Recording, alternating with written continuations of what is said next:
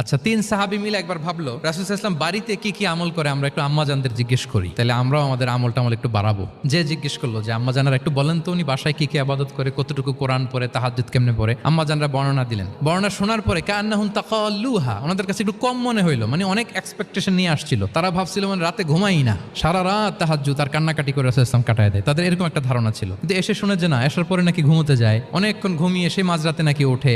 যা যা বর্ণনা শুনলো কান্নাহুম তাকাল্লুহা, এদের কাছে একটু কম মনে হলো। তো একজন বলতেছে আরে কম না, আইনা নাহনু মিন রাসূলিল্লাহ, কোথায় আল্লাহ রাসূল আর কোথায় আমরা? ওনার তো আগের পরের সব গুনাই মাফ, আদতে তো গুনাই নাই, নবীরা তো মাসুম।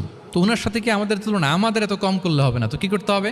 একজন বলে যে আজকে থেকে আমি আর ঘুমাবোই না, সারা রাত তাহাজ্জুদ পড়বো। আচ্ছা, আরেকজন বলে আমি আর রোজা ছাড়া থাকবো না, আমি সওমে বিসাল করবো, সারা বছর রোজা রাখবো, যা করে আল্লাহ, রোজা থামাবো না, আমি রেগুলার রোজা রেখেই যাব। আরেকজন বলে আমি আর আমার স্ত্রীদের কাছেই যাব না, আমি সন্ন্যাসী জীবন নিয়ে নিলাম, আমি সন্ন্যাসী থাক